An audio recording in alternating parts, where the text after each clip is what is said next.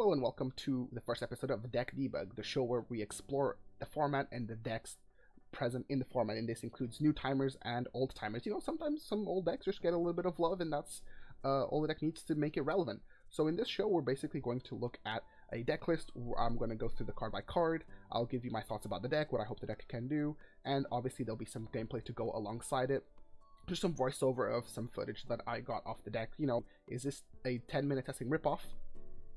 No, but I will be saying bussy a lot. The idea of this series is to just basically give people sort of like a reference point to have a look at the deck. A lot of the times people don't learn from deck profiles, and local footage or just match footage from locals can be a little bit tricky to sort of like show you how the deck is supposed to move and what the end goal is.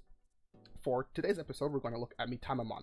Now, this deck plays is not the same as the deck that's currently on my channel as the deck profile by Terrence. This is a slightly different take on the deck, but I think you can kind of take both approaches to the deck and make your own MITAMAMON deck.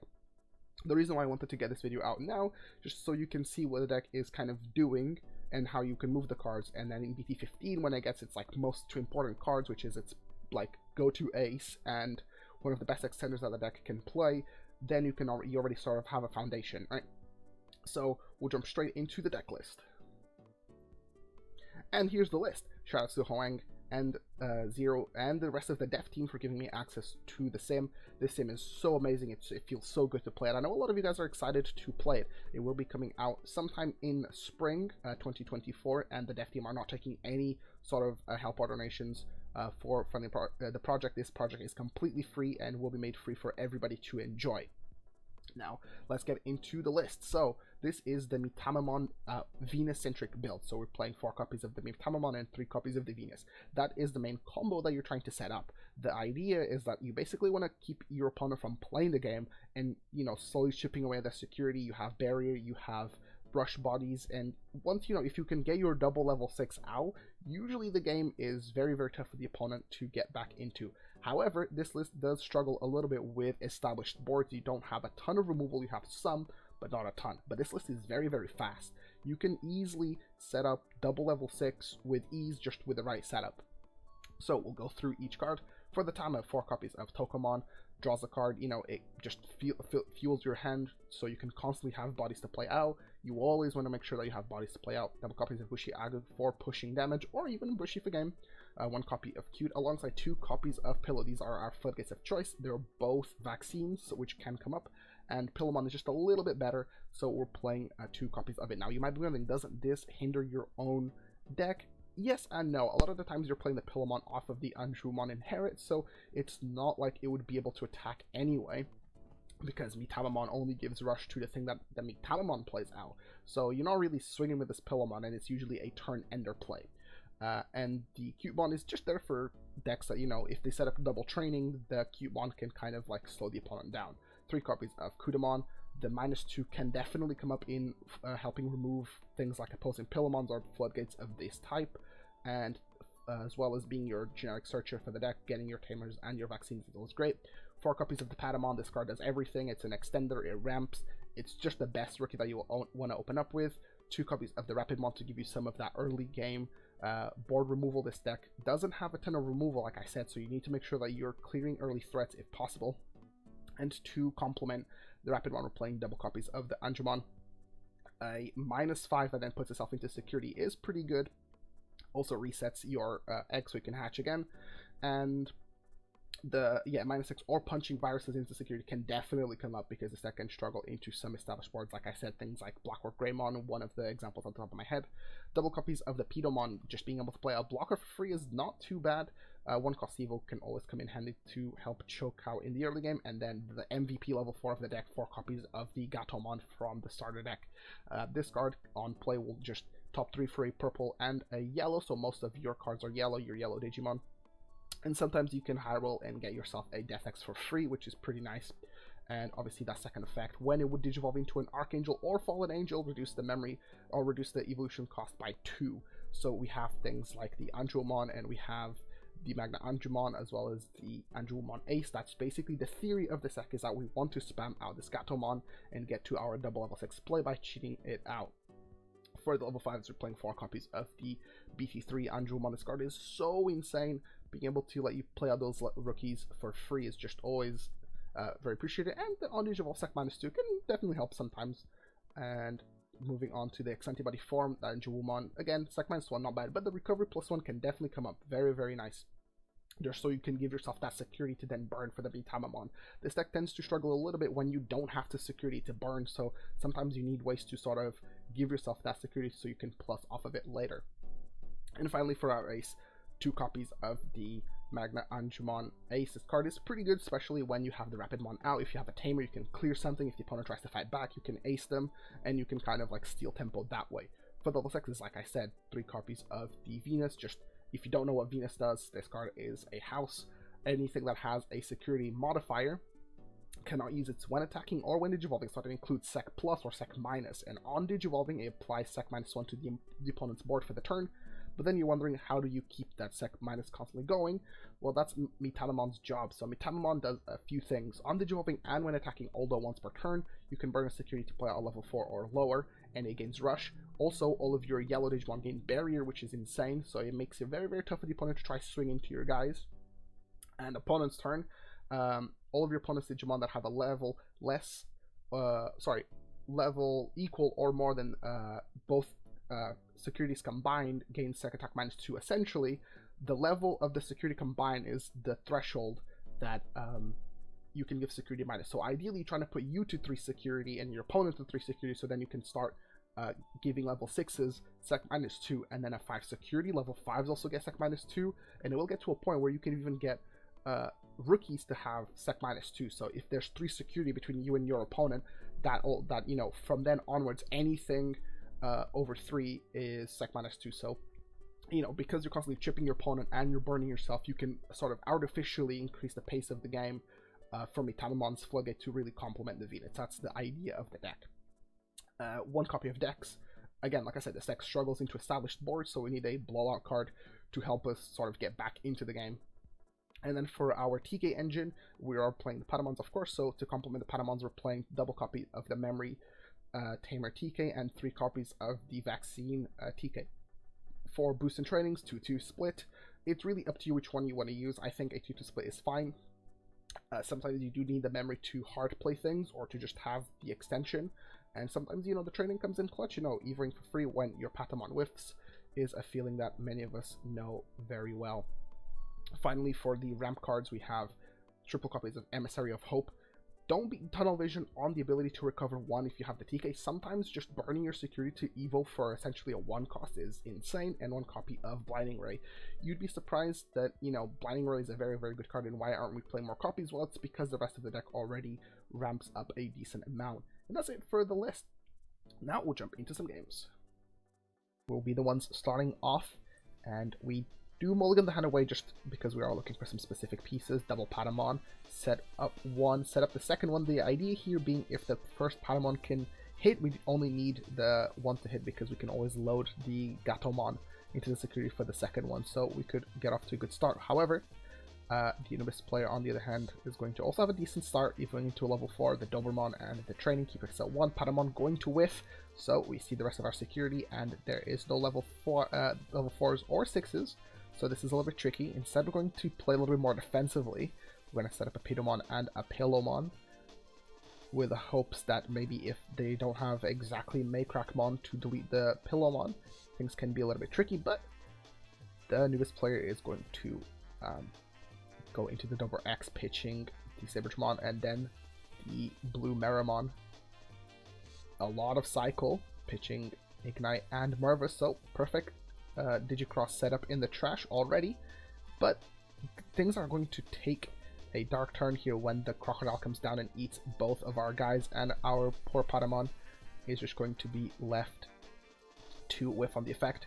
Put him on Evo, and here all we're trying to do is basically set up something with no level. We do draw into the level 5, but instead we're going to go into the Gatomon here. This way we do have 2 bodies to work off of, and since the Leviamon pretty much gained all of its value, all it's left to do is to check our security. Meanwhile, in the back, Anubis player setting up Crocodile Swing 2 time. We're gonna go into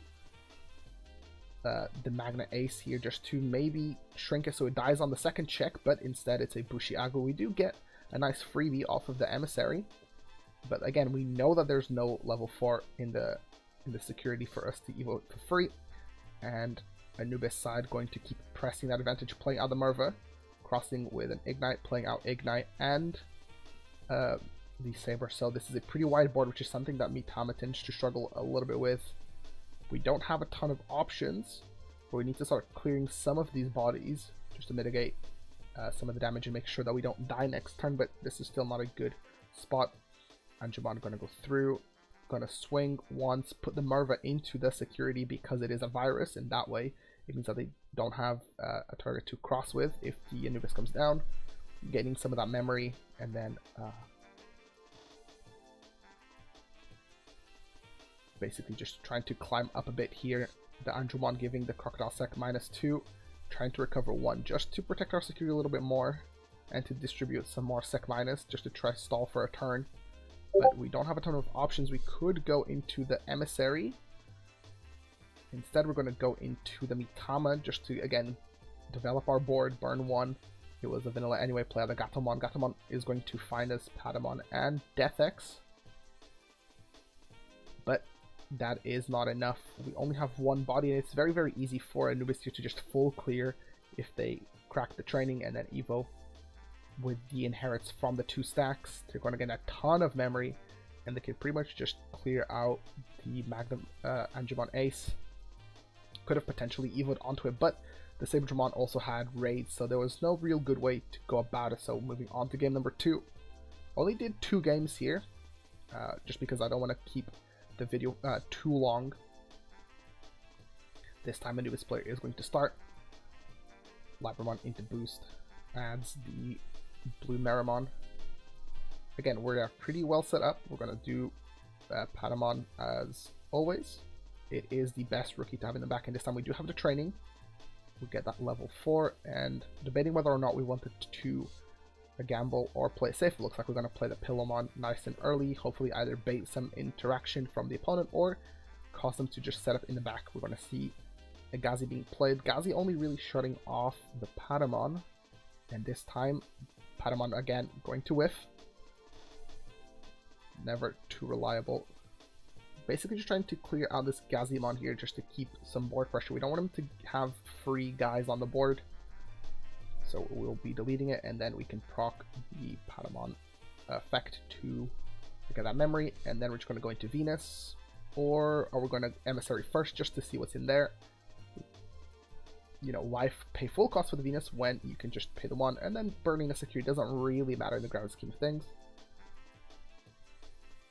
Looks like we're going to put the Golden Rapid in the security just in case we need a Patamon for the following turn, just to have a valid target. At the very least, we also have a Tamer, so it will help us clear some bodies. I'm going to play out the Labramon. No effect, just playing it out. It's not like the Anubis player has a ton of options, and here we are good to develop our second stack. We do have a lot of advantage that we want to push for, so we're going to set up here, but also looking to pressure. Now, between the Pido and the Kudamon, we're going to go for the Pidomon. 1 cost evil. We know that we have the Rapidmon in the security, but choking at 1 here is just too good. But first, we're going to do some damage. Now, this is a little bit risky since we don't have barrier, but we do apply that Sec minus anyway. It's not like the Anubis player can do too much here with the Pillowmon unless they have an out, so we're going to just chill, play it slow, choke at 1, and now the Anubis player is forced to raise just because we have a training, 2 bodies out. Going to see the Bloomer come out, and this is an interesting way to clear out the Venus since it does have Sec minus. It does, however, have retaliation, so you are allowed to just retaliation into the Venus. Gets deleted, and because it was made on an A stack, 3 memory towards purple side, and then we're going to see the Lady Devi being played, mills 3, and the idea is that if this Lady Devimon sticks, then the Anubis player will have a ton of tempo and can just basically make a board. Now, like I said, usually the MITAMAMON deck struggles to clear bodies, but we do actually have a pretty nice out here. First, we're going to training.